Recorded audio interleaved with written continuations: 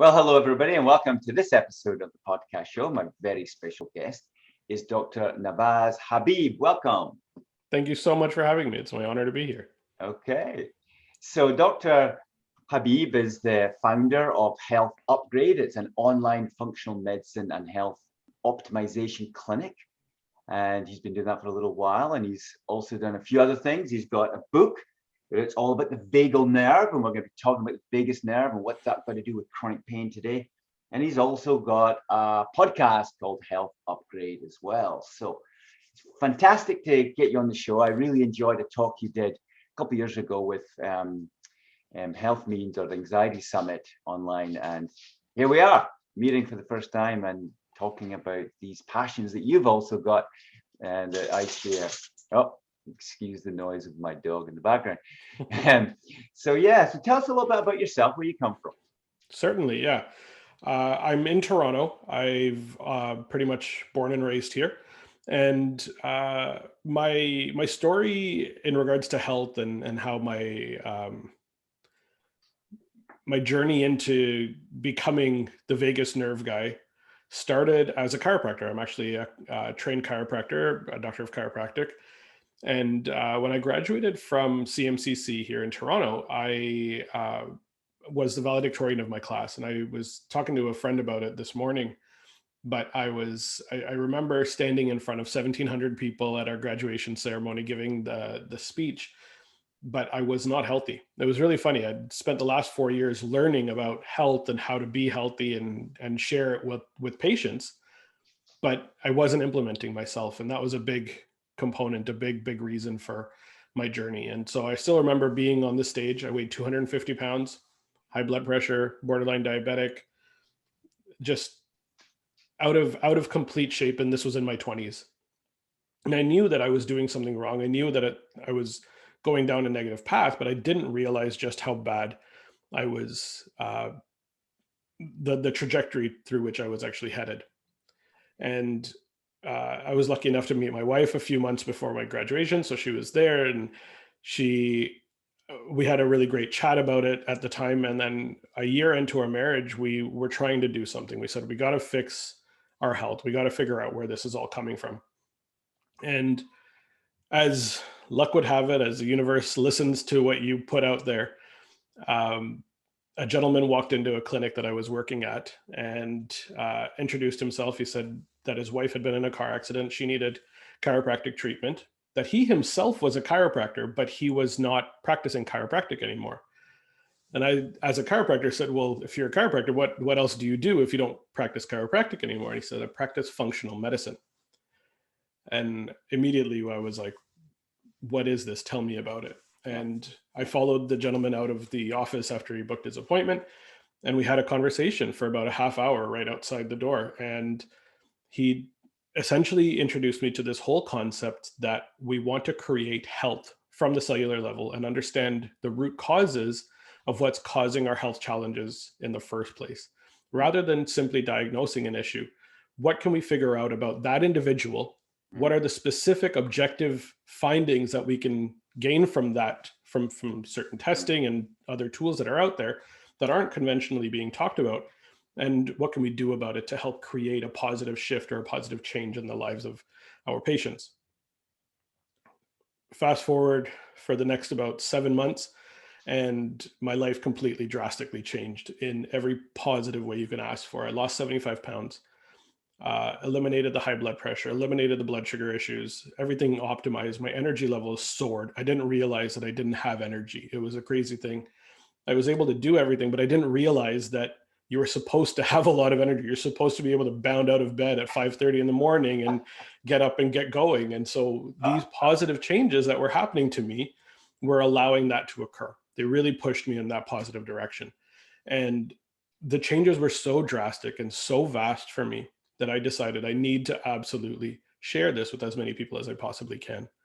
So I stepped into the functional medicine realm. I had previously purchased a clinic. I ended up selling that clinic, and shifted the entire way that I practice. I wanted to help support people in creating health rather than just eliminating disease or getting better blood work back from them. I wanted to help them live life, actually have the energy, have the productivity, have the focus to be able to go out and make the change that they want to make. And that's what's prompted me into Health Upgraded. And along the way, the vagus nerve has always kind of been a piece of the puzzle that stuck out to me. As a chiropractor, I learned about cranial nerves significantly. The nervous system is so ingrained within chiropractic as well. I was always intrigued. There was one nerve that did so much more than the rest. Why did we not talk about this? What was so special about this nerve? And we can get into a little bit more about the vagus nerve itself, but that's what prompted me to learn about the effect of vagus nerve in regards to health and how we can help promote the vagus nerve to do the job that it needs to do to allow our bodies to optimize. And that's where the book came from as well. Right. So just a little review for our audience. So the vagal nerve is the 10th cranial nerve. So you've got 12 of these nerves in your brain, and one from on each side of your body.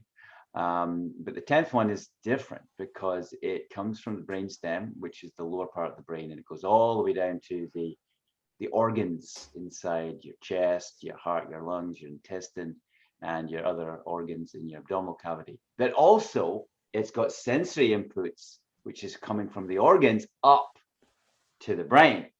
And what I've read and what I've come to know is it's at 9 or 10 times more active in the sensory component. So there's 10 or 9 times much more information going up the way to the brain than there is down the way controlling the organs. So let's talk about that. So what's this got to do with like the chronic pain situation? Definitely. I'm sure your listeners have heard a lot about the microbiome and the intention of creating balance within the microbiome and the effect that dysbiosis or an imbalanced microbiome can have on the inflammation within the body. You mentioned the vagus nerve being the 10th cranial nerve. It's the only cranial nerve of those 12 nerves that actually leaves the head cavity. That's the big deal about it. And so, yes, it does leave, but like you said, there's about 10x the amount of information that goes up from the organs to the brain versus from the brain to the organs. So this is a really big deal. When the microbiome is imbalanced, when there are bacteria that shouldn't be there that are present, when there are parasites that are stealing nutrients away from us, they're breaking down the gut lining. And that information is going through the vagus nerve to the brain. It's actually telling the brain what's going on. It's that thermostat for the entire body. It's that gut-brain connection that we've all heard about. The vagus nerve is that connection, the physical connection for that information to make its way to the brain. So in order for our brain to compute, to process what's going on there, we have this enteric nervous system, which is a bunch of nerve endings within the gut lining. And I say a bunch of nerves, but there's more nerve endings in the enteric nervous system in the gut than there are in our actual first brain. So it's very, very important that we get this information up and that it goes to the right place to be computed. When it comes to pain, that 15% of information that goes from the brain to those organs is actually parasympathetic in nature. Essentially, what it's doing is it's shifting us to a rest and digest and recovery-based state. And that controls a system called the cholinergic anti-inflammatory system. This is what the vagus nerve does. It helps to put the brakes on any inflammation that's going on within the body. If we have high levels of inflammation in the body, that means that the inflammation is uncontrolled, especially if that's going on for a chronic long period of time. And what that will do is cause the vagus nerve to not be able to function when the inflammation levels are really, really high. That's a sign that the vagus nerve is not able to control the level. It's not able to put the brakes. As the inflammation is the accelerator, the vagus nerve is the brakes. And so we want to be able to calm it down. We want to be able to get into a recovery state, because if we can't recover from the stressors that occur on a day-to-day basis, those injuries and those traumas accumulate over time. And as they accumulate over time, our body deteriorates over time. Over time, that leads to significant disease and dysfunction. Very excellent, excellent. So what are the causes then of this? Yeah, there's quite a few actually. I mentioned the gut being a big piece of the puzzle here, and dysbiosis being a major one. Essentially, anything that triggers inflammation within the body, especially within the gut, is going to be a trigger for vagus nerve dysfunction. Right.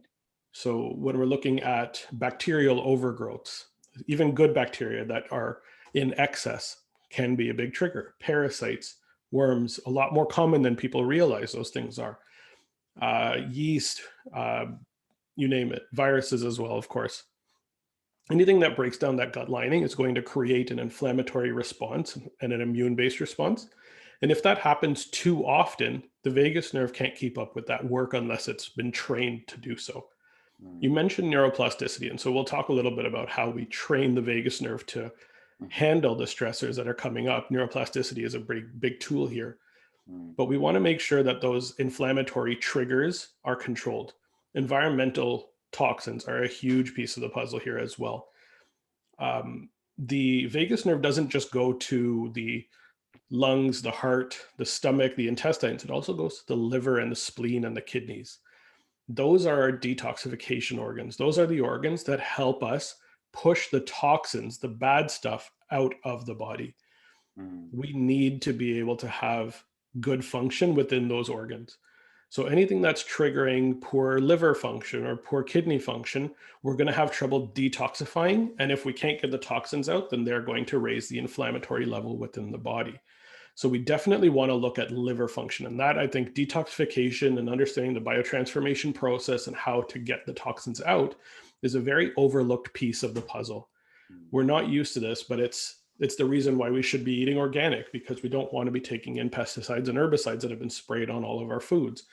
It's the reason we should be choosing foods that aren't going to trigger a pancreatic reaction like high insulin, because we're, going off and eating tons of sugar and are spiking insulin 5 times a day. That by itself is very inflammatory as well, because we're triggering that pancreatic reaction. So often the body doesn't have a chance to rest and go into that parasympathetic vagus recovery state. So anything that triggers the body to not be able to handle the stressors on a day-to-day basis can be considered a root cause of vagus nerve dysfunction.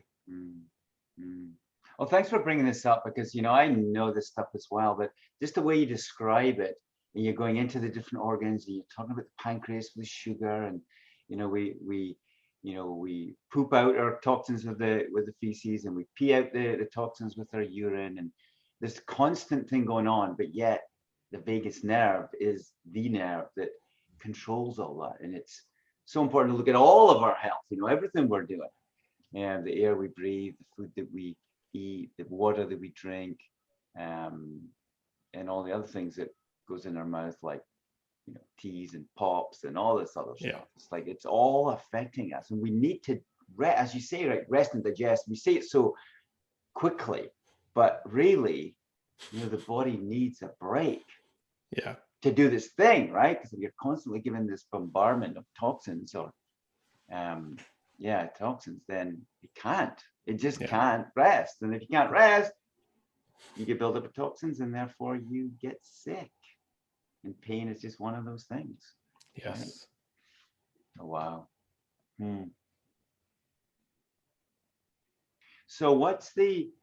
So our audience maybe listening to this and are getting a little bit of a different angle on things. A lot of the information they've heard before, but what would your top sort of 5 advice for somebody walking into your clinic that's in chronic pain, and their diet's maybe not optimal, and they're maybe not sleeping enough, or not exercising enough, and so what would you advise your clients with that situation? Yeah, great question. A huge piece of the care puzzle when it comes to supporting our optimization is lifestyle factors. And I'm not one to promote supplement use like crazy. I'm not here to overdose you with natural stuff versus chemicals. My goal is to help you create a life for yourself that allows you to live the way that you want, right? And that requires you to make some changes within your lifestyle. So the first thing that I would recommend is cut the sugar. Sugar is the major number 1 reason for inflammation. Excess sugar intake triggers that pancreatic reaction. It feeds bad bacteria It creates microbiome dysbiosis. It leads to down the road leaky gut. It's not a direct cause, but it does cause the bacterial dysbiosis to lead to those challenges. Sugar is the bane of human existence right now. And I think it is the major thing that needs to be addressed in the vast, vast majority of cases. I will say, when I initially made my changes, I didn't use many supplements at all. In fact, I was very minimal early on just to see how I would fare on the lifestyle changes. And the big one that I made was cutting out processed carbohydrates and sugars. And that made such a huge difference to just how I felt. I had chronic IBS and digestive upset. And just by cutting that out, I noticed the bloating was significantly less. I noticed big changes in my ability to show up at the middle of the day, that 2, 3, 4 p.m. slot where we all kind of have this dip in energy. I didn't have that anymore because I wasn't having my insulin spike at 9 a.m. and then again at noon and then again at 3 and then again at 6. Like I wasn't constantly creating that trigger. So the sugar definitely is the biggest piece of the puzzle that I think can be the biggest game changer when it comes to lifestyle changes. No question about it. Excellent. So what's the next thing? The next one I would definitely recommend is some sort of movement. And I don't mean go and do CrossFit. I don't mean jump on a bike and ride 100 kilometers or 60 miles tomorrow. That said, if it's something that you want to work towards, go for it. I went for a 66-kilometer ride just a couple of days ago, and I rode from Toronto to Niagara Falls last year. These are amazing things that I'm able to do, but only because I trained and I learned to move. And when we don't move, we don't allow toxins that have built up in other areas of our body, in our legs and our arms, to flow. It doesn't allow for blood flow to occur. Especially right now, it's been a year since kind of the world came to a screeching halt, let's say. And the vast majority of people started working from home. And we were sitting at our dining room tables, on our chairs, on a laptop, sitting in this position from 9 to 5, essentially all day on a screen. And then we're tired, so we go and we sit down in front of the TV or whatever. And our posture and our movement were completely affected in such a negative way. I'm seeing it so often now. And a lot of my friends, chiropractors as well, are noticing the number of people that are coming in with postural dysfunction just due to the fact that they're not moving correctly.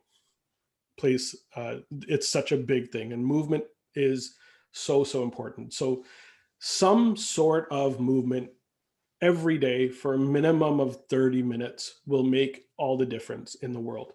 If you wake up and do 5 minutes of gentle stretching, if you go for a 20-minute walk in the afternoon and the evening with your friends, with your kids, whoever it is, get outside and get some movement going. It increases your blood flow. It pumps the muscles in your legs to get the fluid that's built up from sitting all day back up towards the heart. If you can move your arms a little bit, strengthen those muscles. Muscles are the organ of longevity. And so in order to create longevity, in order to eliminate the inflammation that's built up because of lymphatic drainage issues and lack of movement, movement will change all of that.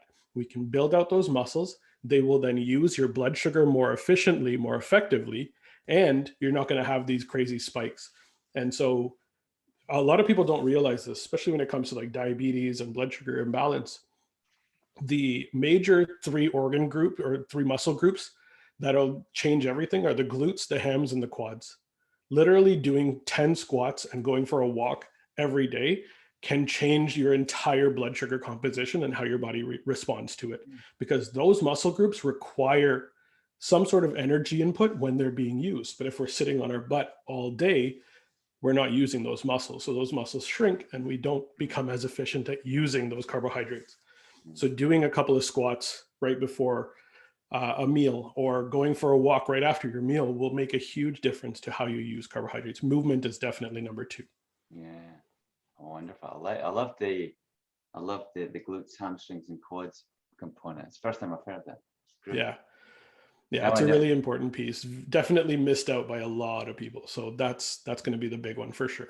Yeah, cool. So The after, next one, yeah. the next one I'd recommend for sure is doing some sort of practice to help get yourself into a calm, relaxed, rest, digest, recovery zone. Essentially something to help train the vagus nerve to work more effectively. So we mentioned neuroplasticity. It's something that you're obviously quite interested in.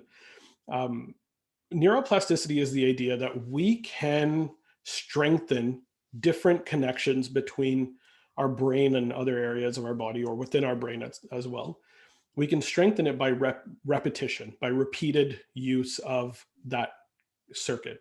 The essential line that sticks to neuroplasticity is neurons that fire together, wire together, and we strengthen that wiring when we we repeatedly build that circuit. Mm.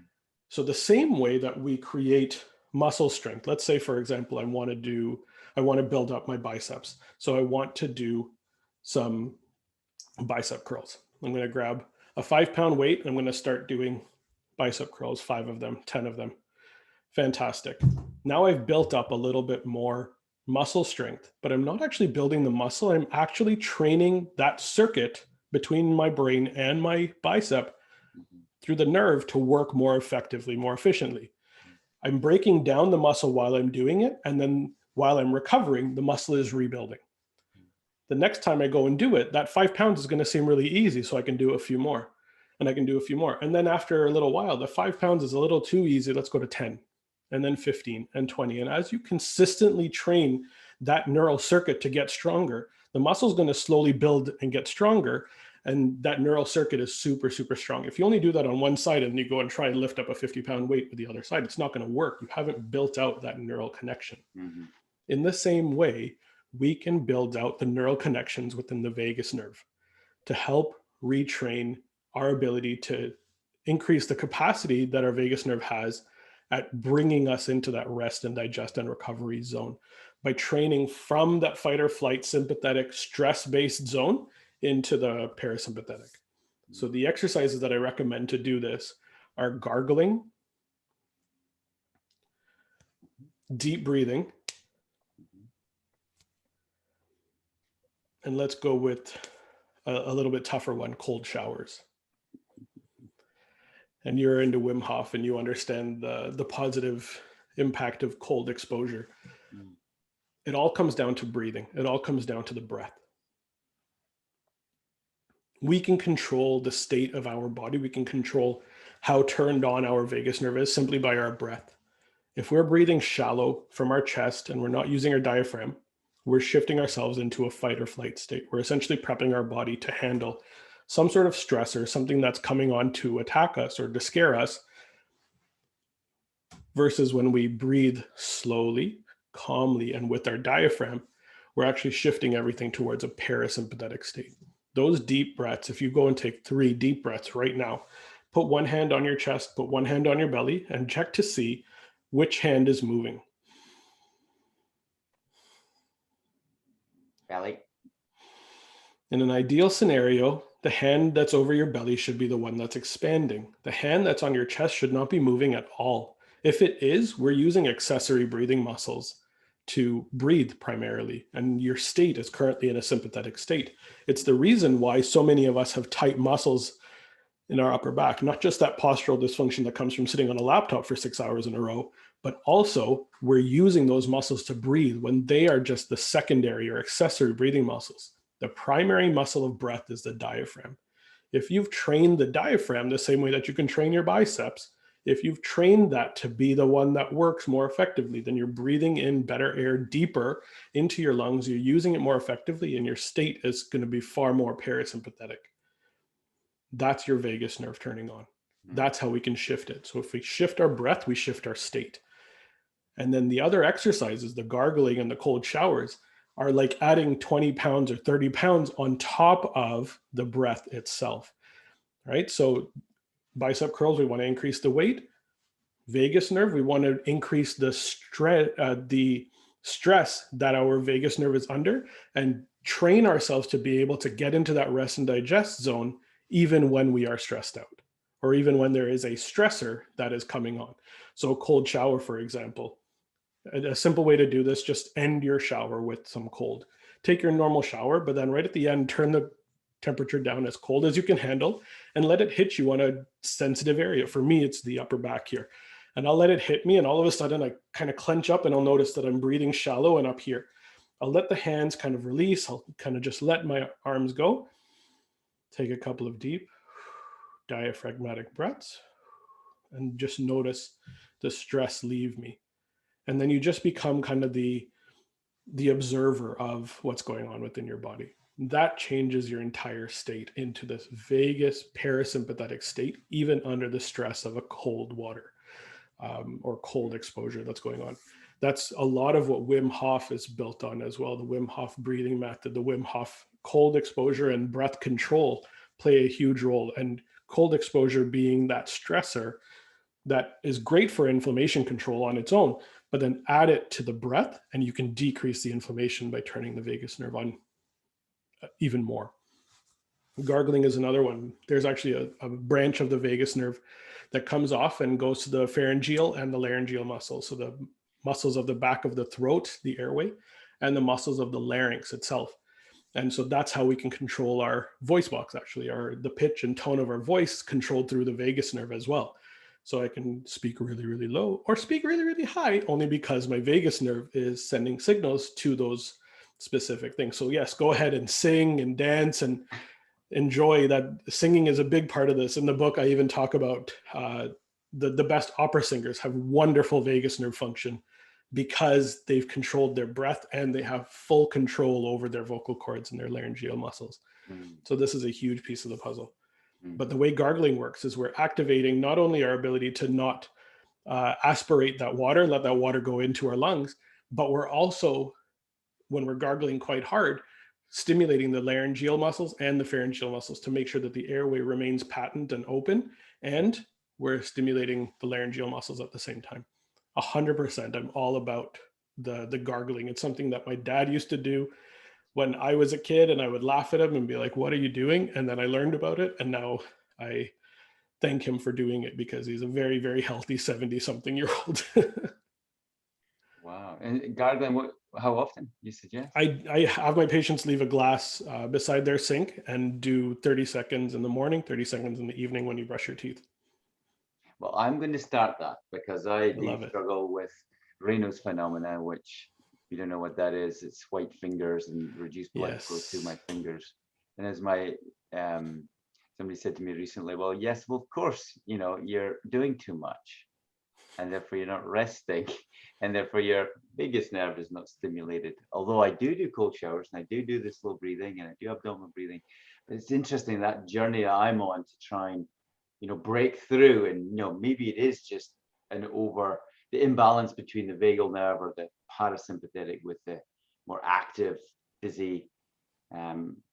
In the flow, I like to think how I live my life, but still, I'm still overactive with children. I've got other responsibilities and stuff going on in life, which you just need to embrace and go through and walk that path. But yes, I'm looking for more results with my fingers, so maybe gargling. Gargling could be a good one, and I'm sure there's a few more in the book that you will definitely learn from. There's about 25 different ones that I go through that people don't realize. They all raise HRV being the main measure of vagus nerve function. Yes. And there's so many different ways to do it that cost little to no money at all, which is pretty phenomenal. Yes. Well, listen, everybody, I hope you really appreciate Dr. Habib, because I commend you for your journey and taking on that health quest yourself, and it's led you to this realm of functional medicine with a history of chiropractic training, which I think ties in beautifully, really, when you understand how chiropractic works.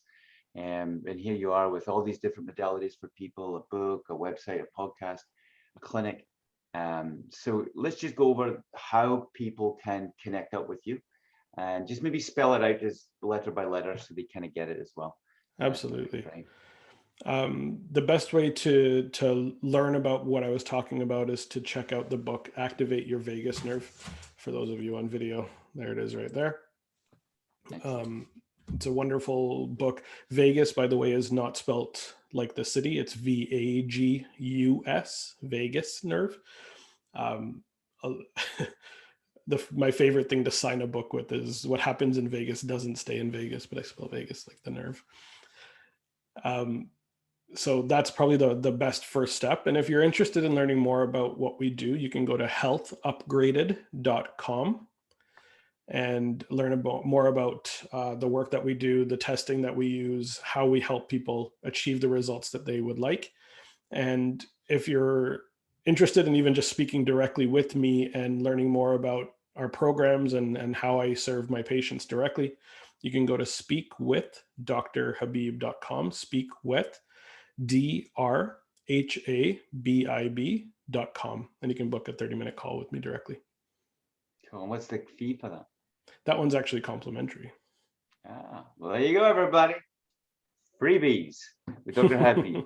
Excellent. Okay. Well, been wonderful to talk to you. Wonderful to meet you here in Canada. So, yeah, I look forward to maybe getting you back on the show at another time. Absolutely. Be honored. Okay. Well, thank you. All the best. Take care. Bye.